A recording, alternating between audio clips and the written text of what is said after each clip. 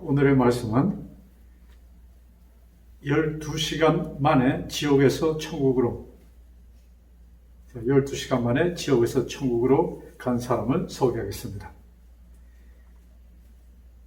코로나 바이러스로 이 영상이 시작되었고 벌써 그렇게 시작한 지가 이제 오늘이 140일째 되는 날입니다.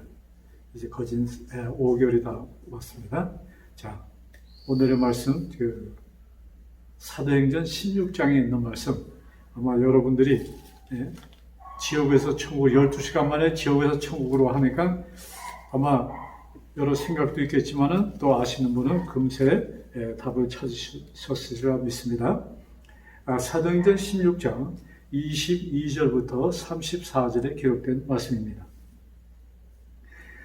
사도 바울이 전도 여행을 시작하면서 거의 초에 시작했던 일입니다.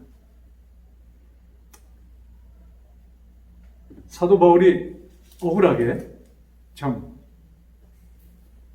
예수님의 복음을 전한다는 그 이유 때문에 억울하게 매를 맞고 감옥에 들어가는 사건이 생깁니다. 그런데 그 상황에서 그 25절에 보면은 사도 바울과 실라가 기도하며 찬송하였다는 말씀이 기록되어 있습니다. 여러분, 매를 맞고 지금 감옥에 갇혀 있는데 억울하게 아무 죄가 없는데 그런 일을 당했을 때 우리 보편적인 사람이면 어떻을까요? 그러나 지금 사도 바울과 실라는 누구 때문에 매를 맞고 누구 때문에 지금 감옥에 들어갑니까? 예수님 때문입니다. 그래서 그들은 그것이 너무나도 기뻤어요. 감사했습니다. 그래서 그들은 기도하고 찬송하였다고 기록되어 있습니다.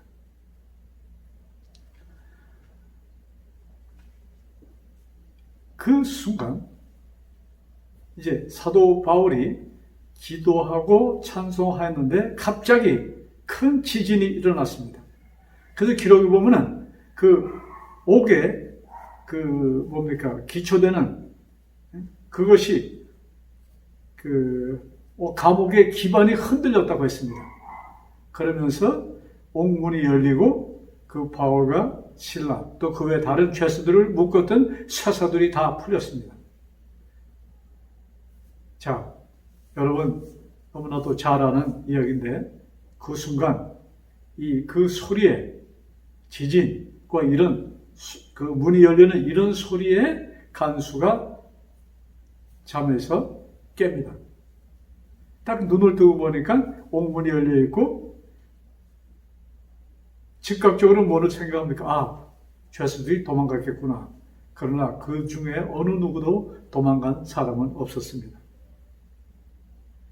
저는 여기서 이들이 왜 도망을 가지 않았을까?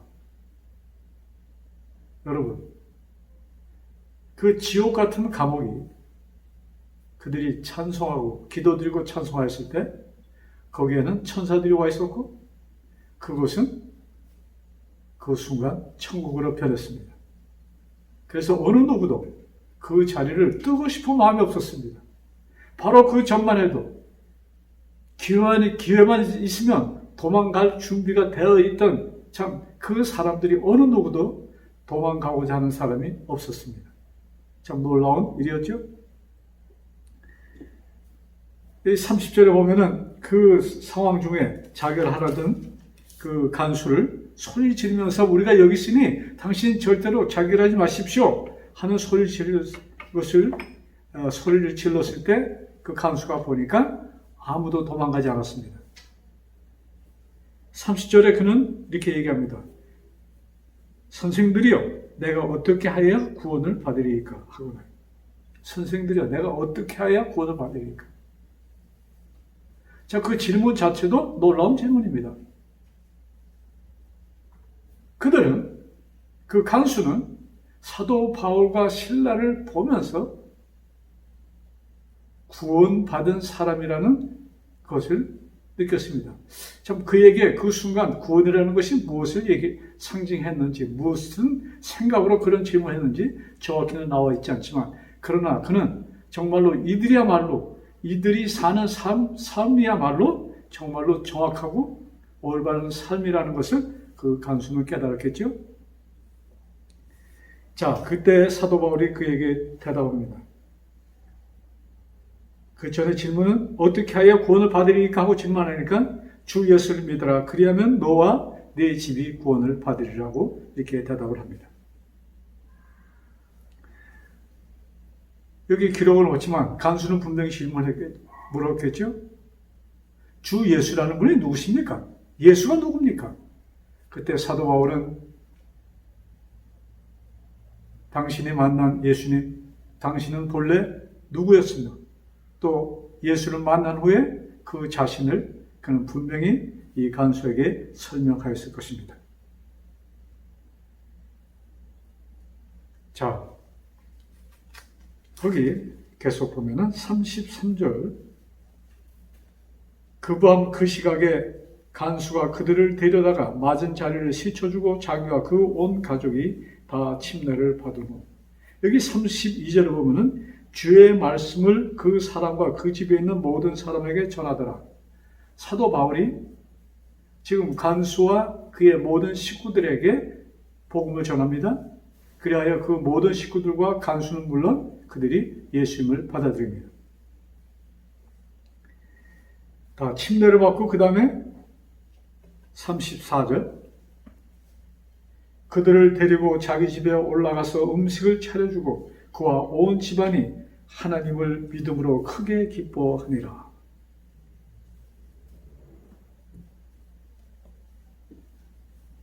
여러분, 사도 바울은 그들에게 유대 땅에 오셨던 예수님, 그분은 본래 이 우주를 창조하신 하나님이시며 또 이 세상에 오셔서 우리들의 죄의 값을 죄를 없애기 위하여 오셨다는 것을 분명히 그는 증명하였을 것이며 그 다음에 그의 십자가를 통하여 이 일이 이루어졌고 그는 부활하시고 승천하신 그 예수님을 사도 바울은 분명히 그들에게 제시하였을 것입니다. 그래서 이 예수님의 죽으심, 예수님의 십자가는 우리 유대인들만 위한 것이 아니요 당신들에게도 이방인들에게도 구원의 길이 열렸다는 것을 사도 바울은 이 간수에게 증명합니다. 그 이야기를 들은 그 간수는 너무나 마음에 감명을 받고 참 그 전에 그 간수의 삶은 어땠습니까? 그는 가끔가다 집에 가서 잠을 잤겠지만 그러나 그저 죄수들은 들어왔다가 나갑니다. 그는 거기서 나가지 못하고 몇십 년을 그가 거기서 일했는지 모릅니다. 그는 어쩌면 죄수들보다도 더 많은 시간을 그 감옥 속에서 지내는 일을 하였습니다. 그런 일들이 그에게 무슨 기쁨을 주었겠습니까? 어떤 큰 희망 속에 그가 있었겠습니까? 그러나 이제 사도 바울의 위하여 소개된 예수님, 그 예수님을 그 마음에 성령 하나님의 능력을 통하여 그가 받아들일 때 그는 마음에 큰 기쁨을 느끼게 되었고 마음의 평화를 느끼게 됩니다. 그러한 기쁨과 평화가 어떻게 임했는지 그는 어쩌면 말로 표현할 수 없었을 것입니다. 그러나 분명히 그는 그 기쁨 속에서 온 식구가 그날 밤 침례를 받았다고 말씀은 기록하고 있습니다. 그래서 그 사도 바울은 그 간수에게 이 예수님을 믿으시고 그 외에 예수님 안에서 삶을 사세요라는 그런 이야기를 듣게 됩니다. 그 시간이 사도 바울이 감옥에 들어오고 또 이 사건이 이제 간수가 침례를 받고 그 아침에 그는 풀려납니다. 이 시간을 따지면 제가 12시간 만에 지옥에서 천국이라는 제목을 붙였는데 실제 시간은 그것도 12시간도 되지 않습니다. 아마 사도 바울이 감옥에 갇혔다가 풀려난 시간이 아마 어쩌면 전체 시간이 12시간 정도로 제가 보고 있습니다. 자, 또 사도행전 10장에 보면은 다른 이방인은 누구도 아닌 고넬료가 베드로에 의해서 복음을 듣고 구원받는 이야기가 나옵니다. 고넬료는 로마 군대의 백부장입니다. 어쩌면 이방인 중에 이방인이 되겠죠? 우리 사도행전 10장에 보면은 그는 그 마음속으로 기도하는 사람이었다고 기록되어 있습니다. 이제 마음에 성령 하나님을 통하여 준비되어 있는 이 고넬료에게 베드로는 하나님의 지시로 그를 만나게 되었고 그에게 복음을 전합니다. 자, 이 두 경우에 이들이 배운 말씀은 무엇입니까? 여러분, 이들을 가르친 사도 바울이나 베드로는 유대인들입니다. 자, 그러면 이들이 유대인들의 율법을 가르쳤을까요? 물론 아니겠죠. 그러면 할례에 대해서? 그것도 물론 아닙니다. 그러면 그 유대인들이 믿고 따랐던 십계명에 대해서 그들이 가르침을 받았을까요?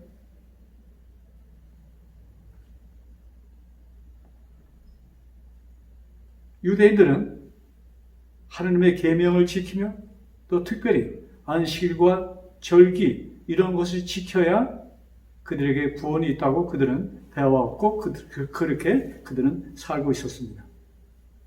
그런데 그 당시 구조는 이 안식일은 유대인들만이 지킬 수 있는 것이었습니다. 유대 나라에서는 안식일이면은 모든 사람들이 일을 안 합니다. 그래서 그들은 안식일을 지키는 것이에요. 그러나 그 당시 사회 구조는 안식일을 지킬 수가 없는 때였습니다. 여러분, 한국에 60년 전, 1960년 그 당시에 한국은 노동자들이 한 주일에 2번 쉬었습니다.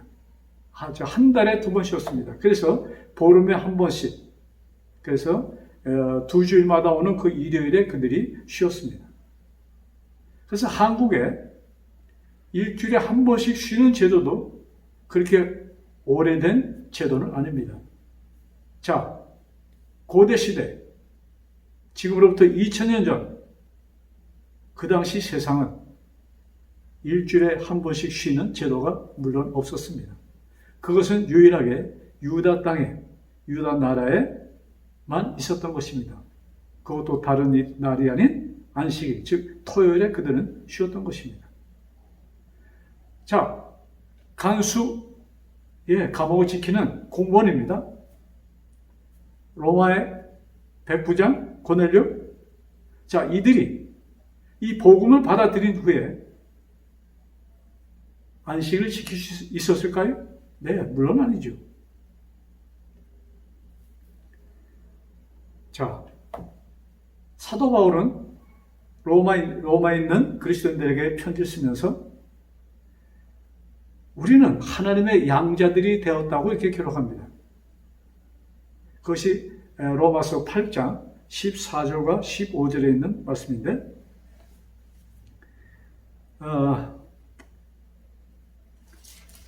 누구든지 예수님을 받아들이면 하나님의 아들이 된다고 말씀합니다. 그런데 자, 우리 14장 무릇 하나님의 영으로 인도함을 받는 사람은 곧 하나님의 아들이라. 하나님의 성령의 인도를 받는 자들은 하나님의 아들이라 기록합니다. 그 다음 15절에는 너희는 다시 무서워하는 종의 영을 받지 아니하고 양자의 영을 받았으므로 우리가 아빠 아버지라 부르짖느니라. 근데 우리들은 성령 하나님을 통하여 그 영을 받아들임으로 우리들은 하나님의 아들, 양자가 되었다고 기록합니다. 그래서 저는 이 말씀을 볼 때마다 참 아들이면 아들이지 왜 양자라는 것을 이렇게 붙였을까? 좀 이렇게 마음에서 기분 좋게 들려지질 않았습니다. 근데 지난 주일에 제가 유튜브를 통해서 어느 목사님의 그 말씀을 듣는 가운데 그 목사님께서 이렇게 말씀하시더라고요. 이 말씀을 하시면서 설명하시는 거예요. 실제적으로 친아들보다도 양자라는 것은 더 특권을 받은 자다. 그 말씀을 듣고 보니까 그래요. 친아들은 그저 태어났으니까 아들이 됩니다. 그러나 양자는 아무 관계가 없는 것이에요. 즉, 어느 누구가 예를 들어서 집에서 일하는 종을 보면서 자기에게 아들이 없을 때 누구인가 이 재산과 그 모든 일을 상속하고 싶은데 아들이 없습니다. 그때 그 종들 가운데 누구를 뽑을까요? 분명히 그는 당신의 가문을 이을 수 있는, 어쩌면 우리 요새 말로 똑똑한, 성실한 이런 사람을 택해서 아들을 삼을 것입니다. 그래서 이 양자로 택함을 받았다는 것은 아주 특별한 의미가 있다고 이렇게 설명하시더라고요. 그래서 그 말씀을 듣고 보니까 정말 그래. 그래서 제가 전에 이 오해했던 왜 하필이면 양자라고 했을까 하는 것을 제가 좀 오해가 풀렸습니다. 그러고 보니까 더 아주 그 말씀에 확신이 있고 좀 기분이 좋았습니다.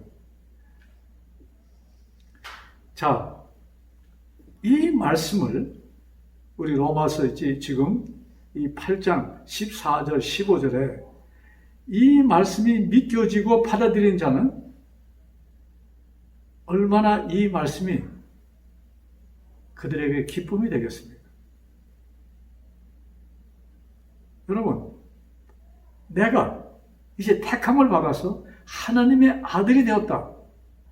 특별히 나를 부르셔서 당신의 양자로 삼으셨다 하는 것이 내 마음에 탁 들어오면은 요새 현대 사람들은 필이 꽂힌다고 하죠? 그것이 내 마음에 싹 들어오면은 여러분, 그날 죽어도 한이 없는 것이요. 여러분, 우리가 이 복음, 하나님께서 우리를 부르신 그 말씀들, 이 복음은 우리가 어느 상태에 있든지, 우리가 죽으나 사나, 언제 이 세상이 끝나든 관계가 없는 것이에요.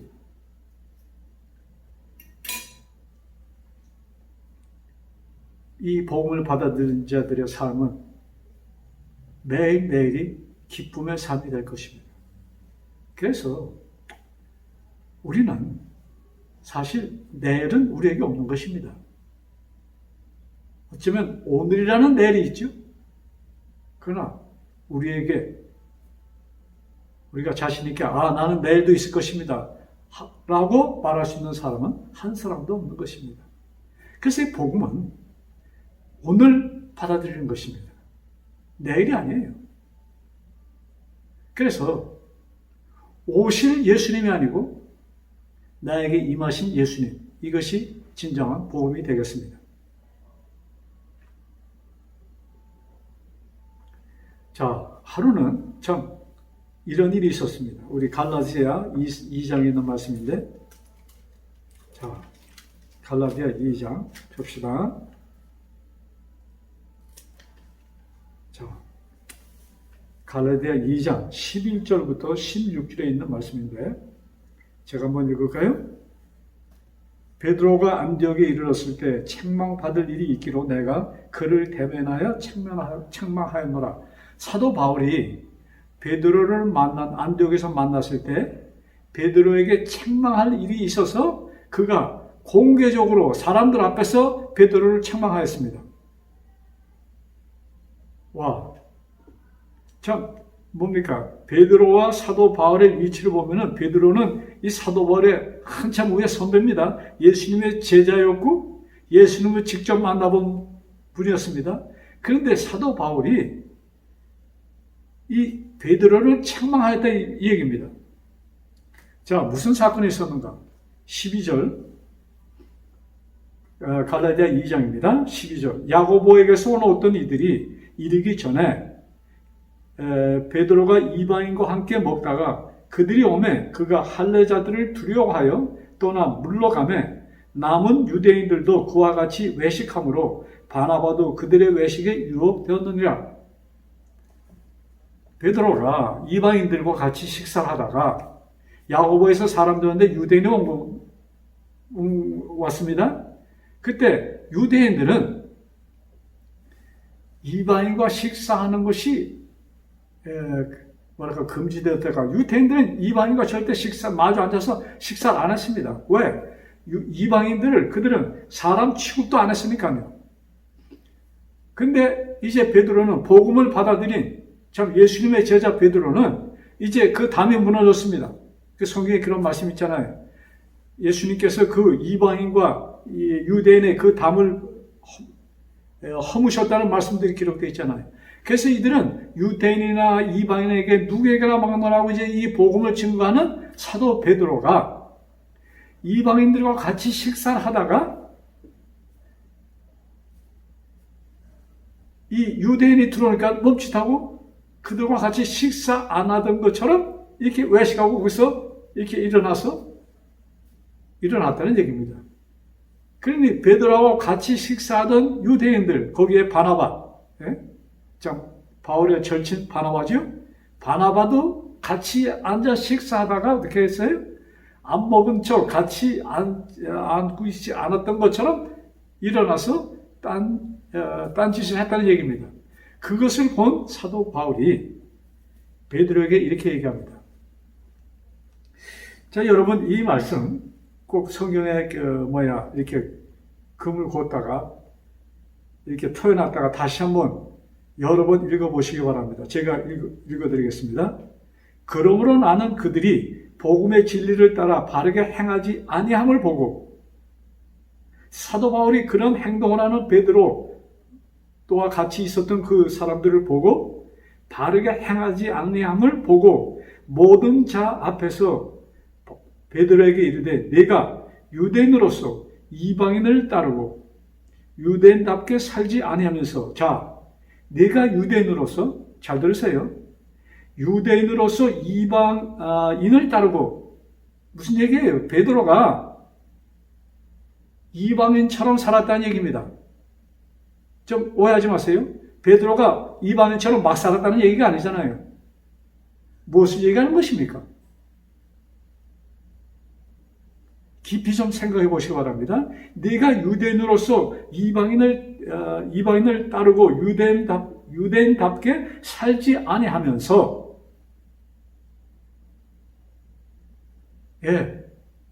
분명히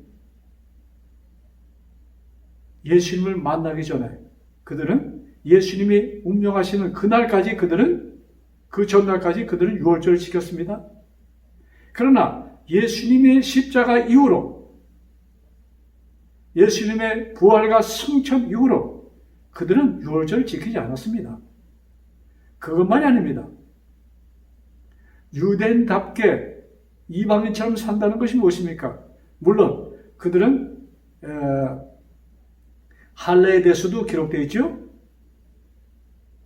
그것도 이제는 전에 참 유대인의 자랑이었던 그 할례식도 그들은 하지 않았습니다. 그러나 여기 사도 바울이나 베드로는 이미 할례를 받은 사람들이었습니다. 그런데 베드로에게 유대인답지 않게 살았다는 것이 뭐예요? 유대인의 자랑이 무엇이 있습니까? 절기, 그 다음에 안식일이 포함되어 있었던 것입니다. 자, 유대인으로서 이방인을 따르고 유대인답게 살지 아니하면서 어찌하여 억지로 이방인을 유대인답게 살게 하려느냐? 우리는 본래 유대인이요. 15절입니다. 이방 죄인이 아니로되, 자, 유대인의 견해로는 이방인은 죄인이었습니다. 자, 우리는 본래 유대인이고 이방 죄인이 아니로되, 그 다음에 사도 바울이 여기 갈라디아에 있는 사람들에게 편지를 합니다. 사람이 의롭게 되는 것은 율법의 행위로 말미암는 것이 아니요 오직 예수 그리스도를 믿음으로 말미암는 줄 알므로 우리도 그리스도 예수를 믿나니 이는 우리가 율법의 행위로서가 아니고 그리스도를 믿음으로써 의롭다함을 얻으려 함이라. 율법의 행위로서는 의롭다함을 얻을 육체가 없느니라.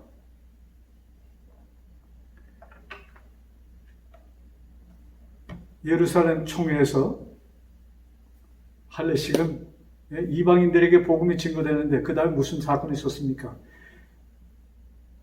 유태인으로 예수님을 받아들인 사람들이 이방인들에게 너희도 할례를 받아야 되고 너희들도 절기를 지켜야 되고 또 안식일에 대해서 강조합니다. 그때에 그것 때문에 혼돈이 생겼어요.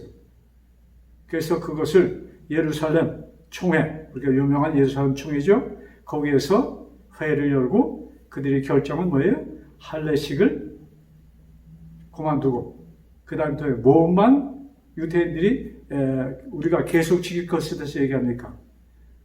음행에 대한 것을 우리가 음행은 하지 말라. 이것은 이방인이나 유태인이나 막론하고 그 다음에 뭐예요? 우상의 제물 바친 또 뭐예요?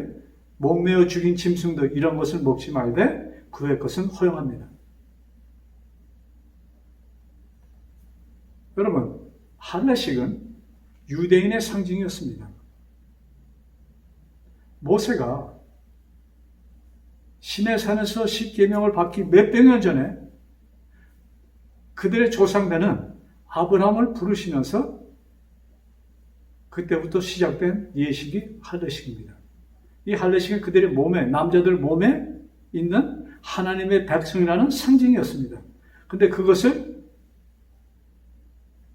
이제 후로는 하지 말라고 말씀하십니다. 이 할례식이 얼마큼 중요하냐면 안식일이 되면은 이스라엘 백성들은 일을 안 했습니다. 하물며 음식도 만들지 않았습니다. 그 전에 미리 만들었다가 먹었습니다. 집 청소는 물론이고 물건 살고 파는 것도 물론이고 아무것도 하지 않았습니다. 그날은 하루 종일 온종일 하나님을 그들의 방식도 하나님을 섬기는 일만 하라고 그들은 어려서부터 배워왔던 것입니다.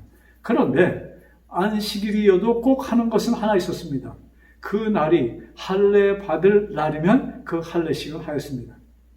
그래서 할례식은 이 안식일보다도 더 큰 것이라는 것을 우리들에게 보여주는 것입니다. 근데 그것을 이제 복음 이후로 하지 않도록 제정하신 것입니다. 자, 복음과 같이 전해진 계명이 있었습니다. 이것을 새 언약이라고 하는데 이 새 언약이 이루어질 것에 대해서 에레미야는 이미 구약 성경 에레미야서에 기록합니다. 에레미야 31장 33절에 나오는 말씀입니다.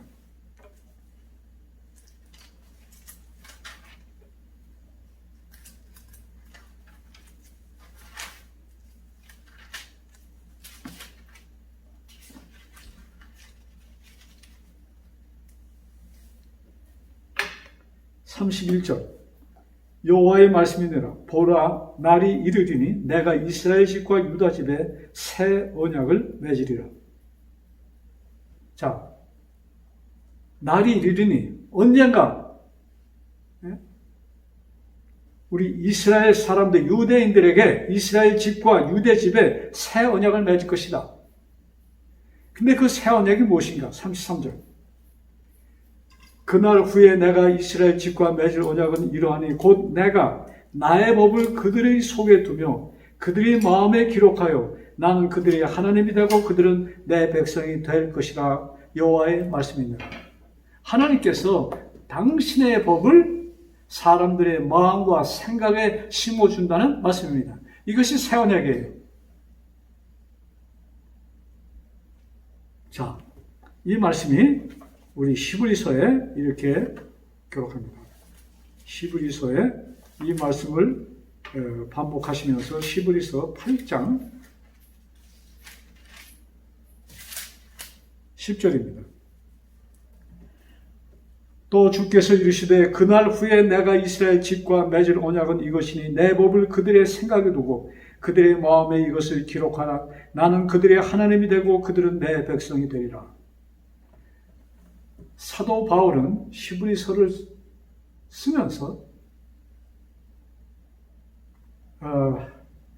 예수님께서 주신 새로운 법, 이 법은 그들의 마음과 그들의 생각에 기록할 것이라고 말씀하셨던 것입니다. 자, 그러면 여기 새 언약이라고 했습니다.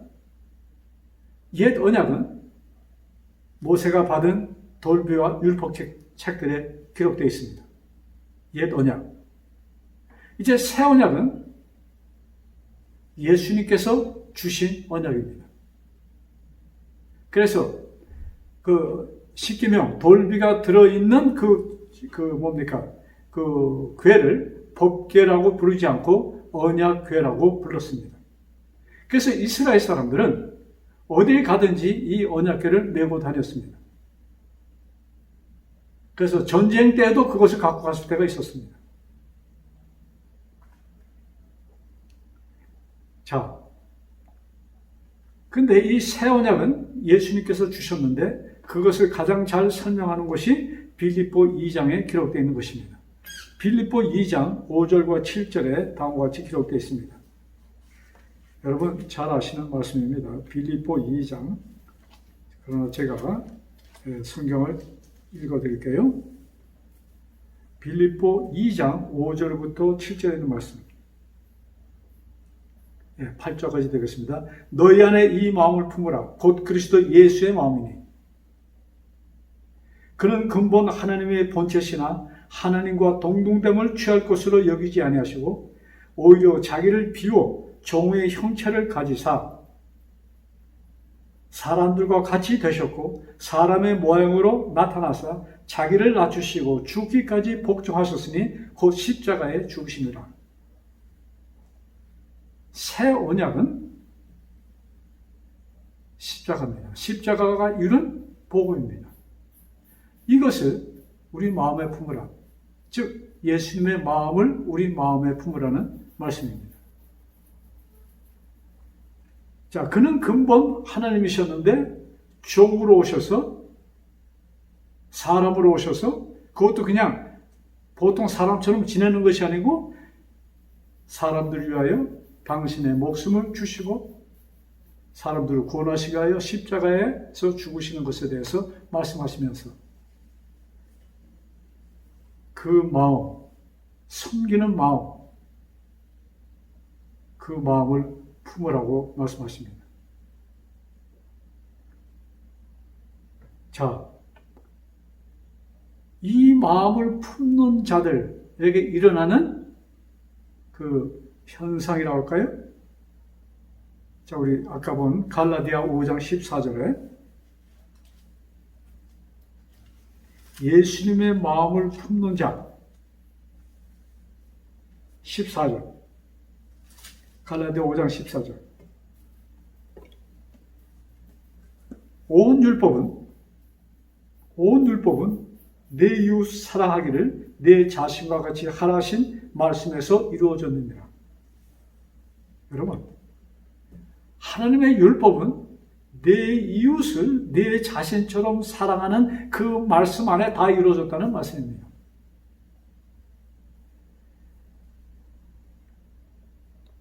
여러분, 유월절은 유대인들의 절기 가운데 중심적인 절기는 유월절입니다. 또 유월절과 아울러 속죄일입니다. 가장 그 유대인의 축제 가운데 가장 큰 축제가 유월절입니다. 유월절의 시작은 애굽에서 출애굽하는 그날 이루어지는 것입니다. 정월 14일 밤, 즉 15일입니다. 그 다음에 속죄일은 유대 달력으로 7월 10일. 그래서 유월절은 애굽에서 노예되었던 상황에서 벗어나는 것을 기념하는 날입니다. 그 다음에 속죄일은 저의 모든 죄를 용서받는 날입니다. 즉 세상에서 그것을 6월절에 오늘날에 그것을 말씀하면은 이 애굽, 세상을 상징하는 애굽에서 나오는 날, 즉 우리가 세상에서 나오는, 즉 사망에서 생명으로 옮겨지는 것이 6월절입니다. 그 일을 위해서 예수님이 오셨습니다. 그래서 침례 요한은 당신에게 침례를 받으러 오시는 그 예수님을 향해서 보라, 세상 죄를 지고 가는 하나님의 어린 양이라고 예수님을 소개합니다. 속죄의 양으로 오시는 예수님, 구속의 주로 오시는 예수님. 이 사도 요한은 그 요한복음 같은 책 5장 24절에 그것을 이렇게 표현합니다. 그리스도를 통하여 우리들이 사망에서 생명으로 옮겨졌다고 표현합니다. 이것이 복음이에요.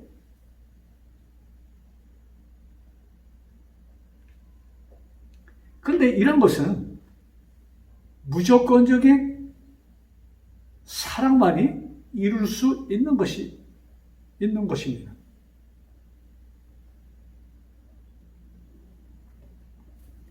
생명의 원천 되시는 하나님께서만이 하실 수 있는 일이라 이것입니다.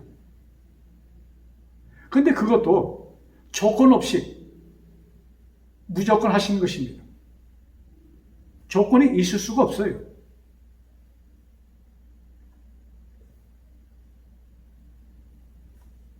그래서 우리들이 예수님의 마음을 품는 것도 내가 하고자 해서 이루어지는 것이 아닙니다. 그런데 너희 안에 이 마음을 품으라, 이런 말씀은 무슨 말씀입니까? 하고 여러분들 이렇게 질문할 수 있겠습니다. 그런데 예수님의 마음을 품는 것도 뭐예요? 기적입니다. 즉 누가 그렇게 해줄 수 있는 거예요? 하나님께서만이 나의 마음에 그것을 심어줄 수 있다 이것입니다. 자, 우리 고린도후서에 있는 말씀 보면서 계속합시다. 고린도후서 13장 15절.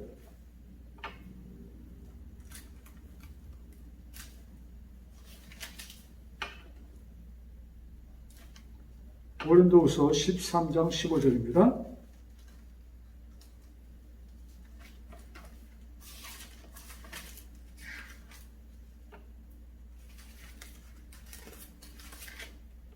자,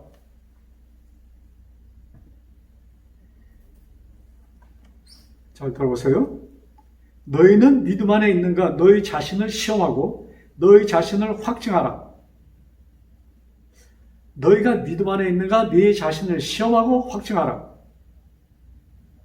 예수 그리스도께서 너희 안에 계신 줄을 너희가 스스로 알지 못하느냐? 그렇지 않으면 너희는 버림받은 자니라. 너희가 믿음 안에 있는지 예수님 안에 있는지 너희가 시험하고 내 자신이 시험하고 확증하라 이것입니다. 그렇지 않으면 버리는 자라 이 말씀이에요. 두려운 말씀입니다.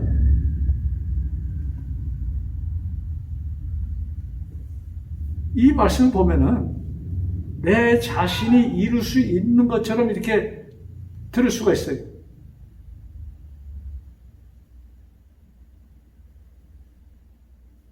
자, 이 세상 삶이 만만치가 않지요. 참, 요사이는 상상치도 못하였던 일이 이 지구촌에 일어나서 온 세계가, 온 나라들이 지금 완전히 뭡니까? 초비상에 걸려 있지 않아요? 지금 벌써 이 브라질에도 한 5개월째 거의 모든 것이 스톱되어 있습니다. 그런데 아직까지 해결책이 없어요. 언제 이것이 풀릴 것을 모릅니다. 참, 이 세상 삶이 쉬운 것은 아닙니다. 옛날에도 그랬고 지금도 그랬고. 우리들은 항상 내 이름은 좋아질 것이야, 내 이름은 좋아질 것이야 이런 희망 속에 우리가 살아가지만 실제적으로 그때그때를 보면은 정말로 인생 삶이 쉬운 것은 아니잖아요. 이제 예수님께서 이 땅에 오셔서 참 이스라엘 백성들의 삶을 보니까 너무나도 고달파요. 또 그 당시는 이스라엘 나라가 로마의 속국이 되었으니 얼마나 더 힘들었겠습니까?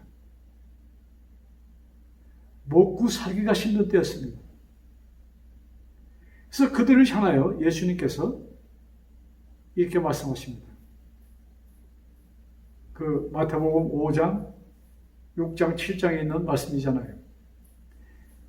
자연의 참 그 공중에 날아다니는 새를 가르치면서 야, 저 새들 보이지? 저 새들은 농사 짓지 않는데도 굶어 죽지 않거든? 야, 들에 핀 백합화를 이 꽃들을 보여주시면서 이 꽃들이 얼마나 아름다운지. 사실 꽃이라는 것은 모든 꽃이 아름답습니다. 아주 하찮은, 글쎄 민들레가 하찮은 꽃이라고 이렇게 표현할 수 있을까요? 여러분, 사람들이 민들레를 키우질 않습니다. 그냥 들에 나는 꽃입니다. 아주 하찮은 꽃이에요. 그러나 우리가 그 민들레 하나를 자세히 보면은 얼마나 참 아름다운 꽃들입니까? 그런 꽃을 보여주면서, 가르치면서, 또한 공중에 나는 새들을 가르치면서 너희들은 뭐예요? 무엇을 먹을까? 무엇을 마실까? 무엇을 입을까? 염려하지 마라. 그러면서 이렇게 말씀하십니다. 이것들은 나를 모르는 이방인들이 하는 근심이야. 이방인들이 하는 걱정이란다. 여기에 예수님께서 이방인들이라고 말씀하셨을 때, 자, 우리가 두 가지를 볼 수 있습니다. 지금 예수님께서 유대인들에게 말씀하십니다. 그러면서 야, 유대인이 아닌 이방인들은 그렇게 걱정을 해야 돼, 이렇게 말씀할 수 있어요. 그런데 또 무엇이 포함되어 있습니까? 이제 이후로 당신을 받아들이는 사람들은 하나님의 백성입니다. 아브라함의 후손으로 택함을 받는 것입니다. 그래서 하나님의 백성으로 택함을 받는 자들은 이런 걱정을 하지 말라 이것입니다. 그 후로 뭡니까? 이 말씀을 하신 후에 예수님께서 공중생활을 시작하십니다. 사람들에게 복음을 가르치기 시작합니다. 그러므로 이 복음을 받아들이는 자들은 이런 걱정을 하지 않아도 된다, 이 말씀이에요. 자, 그러시면서 우리 성경책을 보면서 얘기합시다. 마태복음 6장에 기록된 말씀인데, 참 우리가 살면서 좀 힘들다고 생각하실 때 우리들은 이 말씀을 좀 자주 펴시고 보셔야 될 것 같습니다. 마태복음 6장 31절. 자, 그러므로 염려하여 이르기를 무엇을 먹을까, 무엇을 마실까, 무엇을 입을까 하지 말라. 이는 다 이방인들이 구하는 것이라. 너희 하늘 아버지께서는 이 모든 것이 너에게 있어야 할 줄을 아시느니라. 하나님께서는 우리들에게 절대적으로 필요한 것이 무엇인지 아신다는 말씀이고 그것을 우리를 위해서 주신다는 말씀입니다. 그 다음에 그런즉 너희는 먼저 그의 나라와 그의 의를 구하라. 자, 그 다음에 말씀이 우리에게 정말로 힘을 줍니다. 그리하면 이 모든 것을 너에게 더하시리라. 여기에 이 모든 것은 무엇입니까? 우리가 이 땅에 사는 동안 우리에게 필요한 먹을 것, 마실 것, 입을 것, 이 모든 것을 말씀하실 것입니다. 이 땅에 있는 동안 필요한 모든 것을 내가 공급해 줄 것이다. 누구들에게?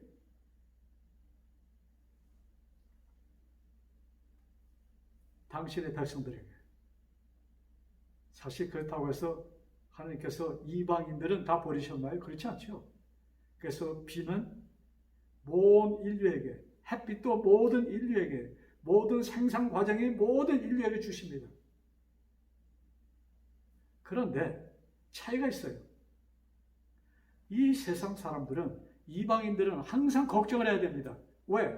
그들의 미래를 보증해주는 무엇이 없습니다. 그들의 힘으로 살아간다고 그들은 그 생각 속에 살고 있기 때문에 항상 걱정이 있습니다. 그러나 하나님의 백성만은 내가 내 힘으로 사는 것이 아니고 내가 너에게 주는 것이라는 것을 강조하시면서 너희는 먼저 그 나라와 그 의를 구하라. 그러면 너희들의 필요한 모든 것을 주신다는 약속의 말씀인 것입니다. 자, 그러면 당신의 나라를 구하는 것이 무엇인가? 당신의 의를 구하는 것이 무엇인가? 요것만 찾아내면 되겠죠? 무엇입니까? 자, 제가 좀 힌트를 하나 드릴게요. 하나님의 나라가 어디 있습니까? 하나님의 나라가 어디 있어요? 하늘에. 그렇습니까? 하나님의 나라를 우리에게 보여주신 것은 이 성경입니다. 아울러 하나님의 의를 보여주신 것도 성경입니다. 그래서 이 말씀은 무엇인가? 우리들이 이 말씀 안에서 하나님의 천국을 찾기 위하여 우리들은 말씀을 상고하여야 될 것입니다. 우리는 이 성경에서 하나님의 나라를 찾게 될 것이고 이 성경 말씀 안에서 하나님의 의를 우리는 발견하게 될 것입니다. 그것을 구하는 자에게 주신 약속, 이 땅에 있는 동안 너의 필요한 모든 것을 내가 공급해 주실 것이고 또 이 나라를 찾고 그 의를 구하는 자에게 또한 약속으로 주신 것은 당신의 나라와 당신의 의입니다. 그래서 정말 먼저 하면은 이 말씀은 우리가 아침에 일어나서 그 시간 그것도 되지만 이런 염려하지 말고 우리가 해야 할 것은 이 말씀 속에서 당신의 나라를 찾기를 또 이 말씀 속에서 당신의 의를 찾기를 우리가 깊이 이 말씀에 대해서 깊이 그것을 찾을 때 우리들은 이 안에서 천국이요 의를 발견해야 될 것이고 이 삶이 우리들에게 참 이 땅에 우리의 이 세상 사는 동안 비록 세상은 고통스럽지만 우리는 정말로 천국의 삶을 살게 될 것이며 또 아울러서 하나님께서는 그들 모두에게 필요한 모든 것을 공부해 주신다는 약속을 주셨습니다. 이 말씀 안에서 정말로 힘을 얻고 찬송하는 우리 모두 되기를 간절히 바라면서 말씀을 마치겠습니다. 기도드리겠습니다. 하늘에 계신 아버지, 정말로 우리는 태어날 때 아무것도 모르고 태어났지만 아버지의 은혜를 통하여 축복을 통하여 우리는 아버지를 만나게 되었고 이 천국이 우리의 것임을 우리가 깨닫게 되었사오니 감사합니다. 아버지 정말로 이 말씀 안에서 계속 이 천국을 또 찾고 당신의 의를 구하는 우리의 삶이 계속되어서 우리가 이 땅에 있는 동안 찬송하며 또 우리는 언제든지 이 땅에서 떠날 수 있는 만반의 준비가 되어 있는 우리들의 삶이 되게 주여 도와주옵소서. 아버지, 이제부로는 모든 걱정과 근심을 다 내버리고 오직 예수님 안에서 찬송과 기쁨 속에서 사는 하루하루의 삶이 되도록 도와주옵소서. 이 모든 말씀 우리를 사망에서 생명으로 옮겨주신 주 예수 그리스도 받들어 간절히 기도드렸사옵나이다. 아멘.